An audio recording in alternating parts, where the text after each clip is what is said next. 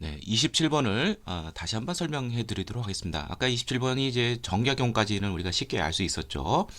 그 증거가 신유 천주교 박해 때 강진으로 유배를 당했고요. 그 다음에 거기서 머물면서 목민심서 죄송합니다. 지방관이 해야 될 지방행정에 관한 거. 경세요표는 이제 중앙 통치 조직 행정에 관한 그런 개혁서이죠. 자, 그래서 정약용에 여러 가지 그 많은 업적이 있지만 그 중에서도 제일 중요한 것이 이제 과학적 분야에서도 크게 일조를 했죠. 그게 바로 서양인이 쓴 기기도소를 참고를 해서 거중기를 설계해서 수원 화성 건설에 크게 일조를 했었죠. 예. 그리고 이미 앞서 설명에서 잠깐 나왔지만 1, 2, 3, 4번은 정약용과 무관한 신숙주, 주세붕, 김정희, 정제두에 대한 설명이었었죠. 예, 정답은 5번이 되겠습니다. 31번 밑줄근 개혁안의 내용으로 옳은 거. 자, 여기 보면은 자, 전임 일본공사는 국왕에서 사실상 거의 모든 권력을 빼앗고 개혁위원회 군국기무처가 내린 결정을 확인하는 권한만 남겨놓았다. 군국기무처 하면은 1차 갑오개혁이죠. 네. 그래서 1894년 양력 7월에서 그해 말까지 있었는데요. 자, 이 1차 갑오개혁에 낸 내용인데 1차 갑오개혁은 정치, 경제, 사회 분야에서의 대개혁이었습니다. 정치 쪽에서는 여기 아다시피 국왕의 모든 권한 거의 빼앗았다라는 말은 거의 입헌군주제적인 요소를 담고 있다. 그리고 이제 그 팔아문 기존에 그 6조가 있었는데 아문으로 이제 명칭을 바꾸게 되고요. 그 다음에 이제 제도적으로는 이제 신분제 폐지를 하고요. 그 다음에 과거제를 또 폐지했죠. 이건 알아두고요. 그 다음에 경제에 있어서는 어떠한 이제 사회에서 이제 그 봉건적 악습이 여러 가지가 많이 있었는데 뭐 과부의 재가를 허용한다든지 뭐 조언을 금지한다든지 이런 봉건적 악습을 폐지하였습니다. 그리고 이제 그 개국이라는 조선 창건 1391년을 1년 단위로 해서 이제 개국 기년을 사용했고요. 이제 청일전쟁 때 벌어질 점이었는데 청과의 그다음 4대적 관계를 끊어버린 거죠. 자, 그다음에 이제 경제적으로는 이제 그 조선 시대 그 병폐 중에 하나가 여기저기서 재정을 마구 뜯어가요. 그래서 이거를 일원화시킵니다. 그게 바로 경제를 담당하는 것이 바로 탁지 아문으로 바꿨는데 탁지 아문이 있는데 여기로 재정 일원화를 하고요. 그 다음에 조세의 급납화 라든지 그 다음에 은본위 화폐제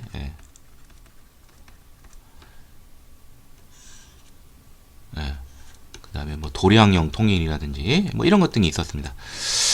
자, 그러면 하나씩 보도록 하죠. 건양이라는 연호를 제정하였다. 이거는 이제 을미개혁대이죠. 그래서 이때는 1차 가보기 때는 계곡이라는 연호를 사용했댔죠. 그 다음에 탁지 아문으로 재정 일어나. 아문.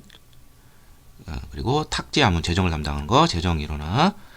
양전 사업을 실시하여 지게를 발굴했다. 이거는 이제 그 대한제국과 광무개혁 때 있었던 일이죠. 그래서 양전 사업 1898년 지게를 근대적 토지 소유 문건 이거를 발급을 했죠. 니을도 정답이죠. 공건적 악습, 조언 금지, 과부의 재가를 허용했다. 그래서 정답은 니은 4번이 되겠습니다. 32번 가단체에 대한 설명으로 오는 것은 원어는 독립관에서 경축 모임을 열었다. 독립자 나오네요. 네. 또 뭐 관민공동회 나오고, 만민공동회, 관민공동회, 만민공동회, 독립관 뭐 이런 거 다 독립협회에 대한 설명이죠. 아간 파천 이후 우리 자주권이 크게 흔들리게 되자 서치필딩이 독립협회를 결성을 해서 자주국권 자유민권 자강개혁을 부르짖었죠. 예. 그리고 이제 그 시험에 제일 많이 나오는 것 중에 하나가 이제 뭐가 있냐면은 이 자주국권 관련돼서 그 이권 수호 운동을 일으켰었죠. 예. 그래서 집회를 열죠. 만민공동이라든지 또 더 나아가서 관민공동에도 나중에 있게 되지만 특히 러시아가 우리 땅에 확보를 하려고 부산 저룡도를 조차를 시도를 했는데 이거를 반대해서 무산시키게 됐었죠. 그래서 정답은 2번이 되겠고요. 또 자주국권의 일환으로 뭐 독립문 설치한다든지 그리고 그 4대적인 그런 그 숙박 시설 이거를 명칭을 바꿔버리죠. 독립관, 예. 독립공원 그 일대를 또 뭐 등등등등 해서 이런 독립자가 많이 나옵니다. 자, 그 다음에 이제 시험 문제 이번 여기 뭐 정답은 아니죠. 꼭 알아둘 것이 그 관민공동회를 열어서 헌의 6조를 설치를 해서 국민들이 직접 정치에 참여할 수 있는 중추원을 의회식으로 이제 개편하는 그러한 것을 마련하게 됐었죠. 자, 나머지 보죠. 일제 황무지 개강권 요구를 저지시킨 것은 최초의 애국구명 운동 단체인 보안회가 되겠습니다. 태극서관을 설립을 하여 계몽서적을 보급을 하고 자기 회사를 설립하고 이런 회사 설립, 뭐 대성학교, 뭐 오산학교 등 학교 설립하고 등등등 실력 양성과 관련된 것은 비밀결사 애국계몽단체 신민회가 되겠습니다. 밀립대학 설립을 위한 모금운동을 정리했다. 이건 밀립대학 설립 기성회라 가지고 이건 일제시대 때 있었던 일이죠. 1920년대 초에 있었던 움직임이고요. 조소왕의 삼균주의를 기초로 건국강령, 대한민국 건국강령을 1941년 11월에 발표한 것은 대한민국 임시정부가 되겠습니다. 정답은 2번이 되겠습니다. 33번 다음 규칙이 발표된 이유의 사실은 것은 한성 사범학교, 사범학교라는 건 교사 양성과 관련된 것이죠. 자,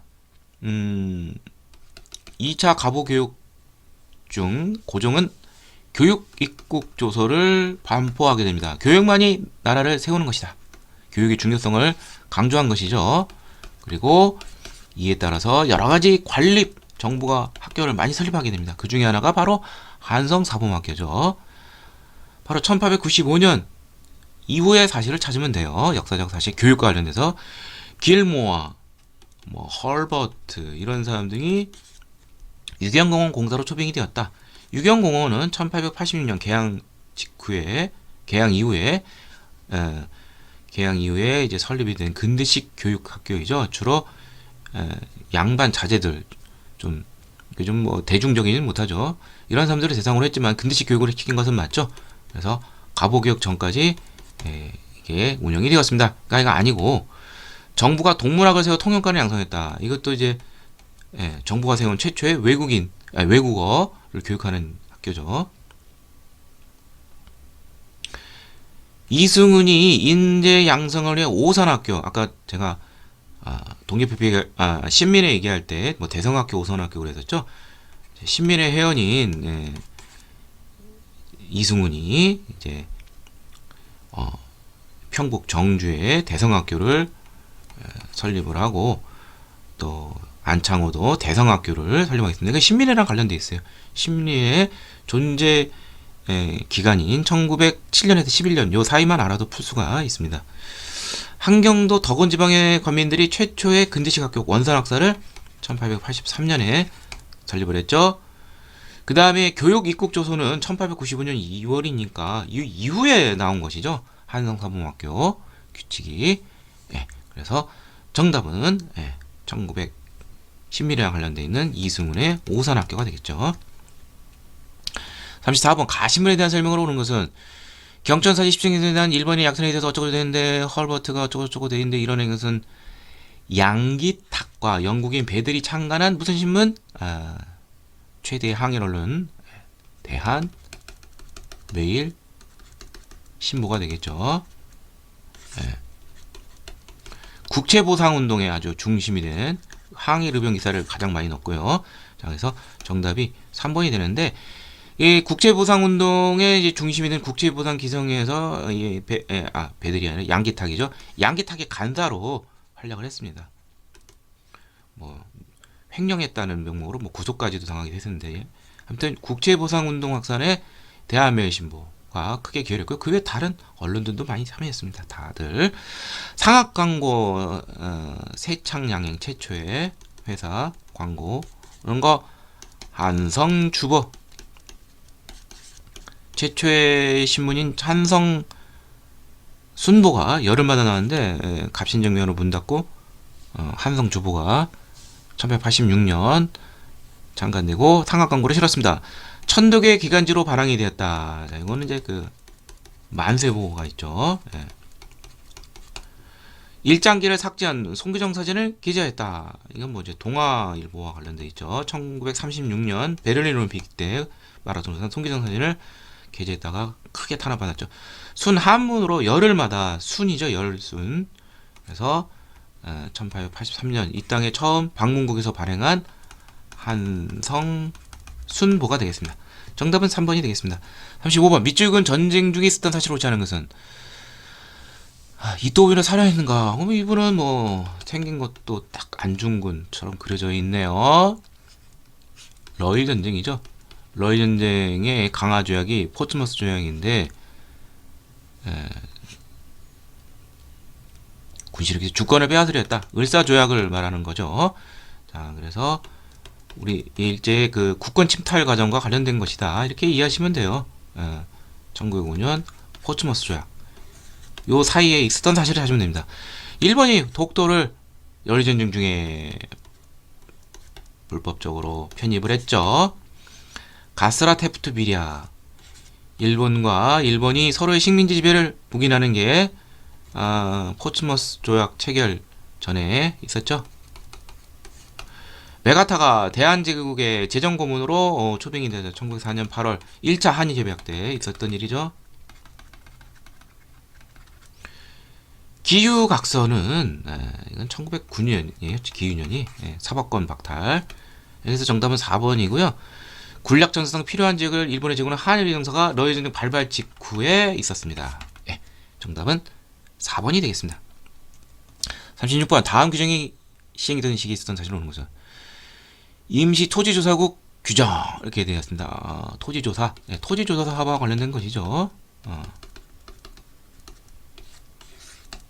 자, 그래서 뭐 1910년대라는 것만 알아도 뭐 충분히 있을 수 있고요.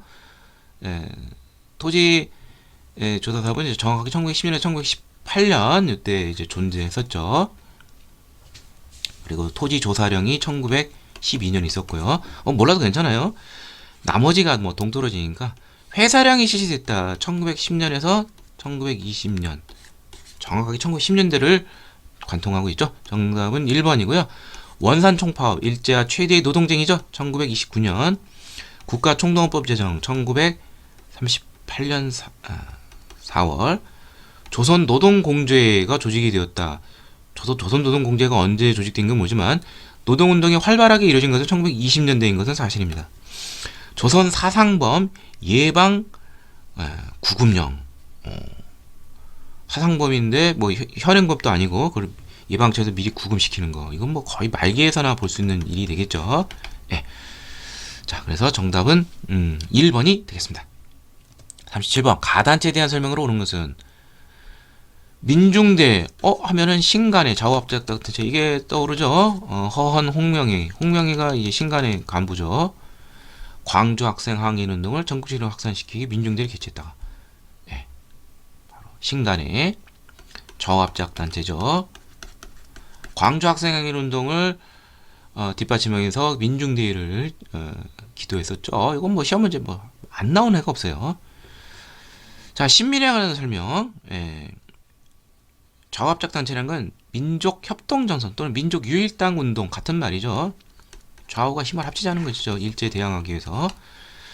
자, 암태도 서작쟁이를 지원했다. 암태도 서작쟁이 1923년에 있었던 일이니까 지원할 수 없고, 부민간 폭파 사건을 주도했다. 1945년 일제가 8.16 해방되기 한 달 전이니까 이건 되지가 않고, 조선혁명선언 활동 지침을 삼았다. 이건 이제 의열단, 신간회하고는 다르죠. 예, 신간회는 합법적 단체죠.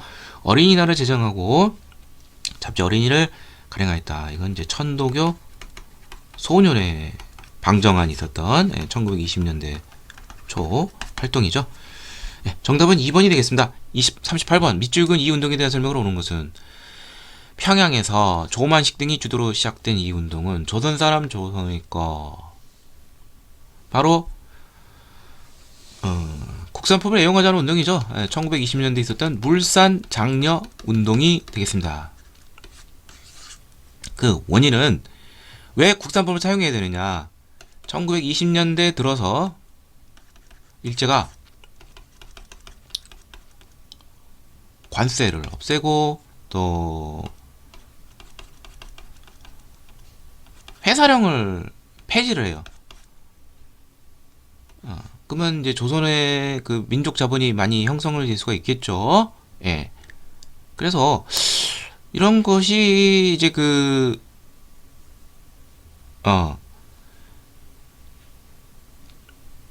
되면서 이제 어떤 그러니까 왜 그러면 그 조선 사람에게 유리한 회사랑을 왜 회지하느냐?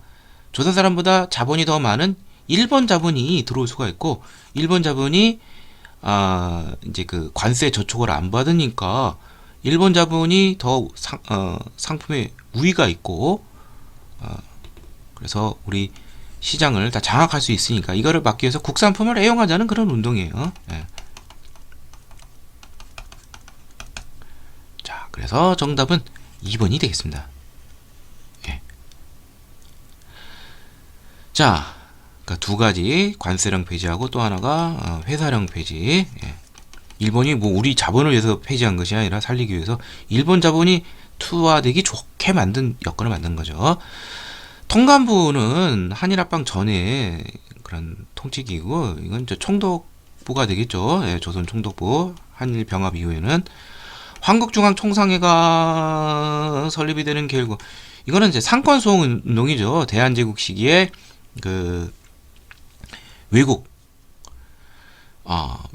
그 상품의 그런 침탈에 대해서 막기 위해서 시전 상인들이 중심이 돼서 이렇게 만든 단체로서 이제 철시 운동을 했었죠. 자, 그 다음에 한성은행, 대한은행 설립에 영향을 줬다. 이것도 역시 마찬가지입니다. 이것도 대한제국식이죠. 예, 한성은행, 예, 뭐 1897년, 천일은행 1899년. 대한제국 때 이제 이제 우리 스스로 이제 은행을 만든 게 이런 게 있죠. 뭐 1896년 조선은행부터 해서 이거 다 한일병합 이전이고 다 망했죠. 예. 화폐 정리 사업으로 일본, 프랑스 노동조합 경제를 했다. 이거는 1929년 아까 선지에 있었던 원산 총파업에 대한 설명이죠. 이거 관련 없죠. 정답은 2번이 되겠습니다. 39번 밑줄근 시기에 볼 수 있는 모습으로 적절한 것은 태평양 전쟁 발발 이후 1941년 12월에 발발했죠. 강화된 시기 전시체제. 그 시기에 이제 총동원에 근거해서 인적, 물적 수탈이 극대화됐었죠. 그런 걸 찾으라는 것이죠. 국가보안법 철폐를 요구하는 학생. 예. 자, 국가보안법이면 이건 대한민국 정부 수립 이후에 그런 그리고 이런 무시무시한 용광로 같은 일제의 전쟁 수행하는 시기에 뭐 이러한 시위를 할 수도 없겠죠. 뭐 당연히 해당 안 되고 몸빼 정답은 2번이 되겠는데 애국반 몸빼 이건 뭐냐면 학생이라든지 여자 이런 애들도 다 전쟁을 위한 생산과 관련돼서 노동으로 동원시키는 것입니다. 이건 여성 노동은 작업법. 예. 그리고 그 명목은 애국, 여기서 국이라는 건 일본을 말하는 거죠. 천황나라. 애국조회, 애국반 뭐 이런 것 등이 나오죠. 경부선 철도 개통 시, 이건 이제 일제가 대한제국 시기인 1905년에 너일전쟁 수행을 위해서 경부선을 개통시켰죠. 형평사 창립 때 백정들의 그 차별을 없애자는 형평운동 1923년 진주에서 있었죠. 시작했죠. 헌병경찰에 끌려가 태형을 당하는 농민, 이거 1910년대 조선에게만 적용되는 매질을 가하는 태형령 1910년대에 있었죠. 해당 안 됩니다. 정답은 2번. 40번 다음 인물 활동을 하는 것은, 자, 이분은 조선어학회의 아주 훌륭하신 분 이윤재 선생이죠. 예. 안타깝게 여기 1943년 그 한 해 전에 1942년 조선어학회 사건으로 옥중에서 고문 끝에 돌아가셨습니다. 한진과 함께. 우리 글을 연구한다는 명목으로 이렇게 탄압을 받는 거는 어처구니없는 일이었죠. 자, 조선어학회 사건. 자, 그러면 조선어학회와 관련된 걸 찾으면 돼요. 자, 조선어학회의 활동 중에 어떤 것이 있느냐. 여기 나온 건 바로 정답이죠. 한국 맞춤법 통일한 제정. 이를 기반해서 표준어를 제정하고, 더 나아가서 우리말 큰 사전 편찬을 진행하던 중이었습니다. 꼭 알아두시기 바라고요. 자, 그래서 정답은 3번이고요. 나머지는 뭐 한글이 뭐 나오긴 하지만 조선어학회와는 관련이 없는 것이죠. 서유견문을 집필했다. 이거는 개화파 인물 유길준 선생이 되겠죠. 이분도 이제 그 한글을 이제 최초로 본격적으로 연구한 사람 중에 한 사람입니다. 국문연구소를 설립하고 연구 활동하였다. 자, 이분은 한인샘 주시경 선생이죠. 그리고 종두법으로 유명한 지석영 선생도 여기에 참여를 했었죠. 세계지리교과서에는 3인 필지를 한글로 저술한 사람은 헐버트가 되겠습니다. 아까 뭐 유경공원 하전도 나왔지만 우리 한국의 그 독립을 해서 크게 애쓰던 인물이죠. 민족을 역사 서술의 중심을 둔 독사 신론을 발표한 사람은 단재 신채호 선생이 되겠죠. 자, 정답은 1번이 되겠습니다.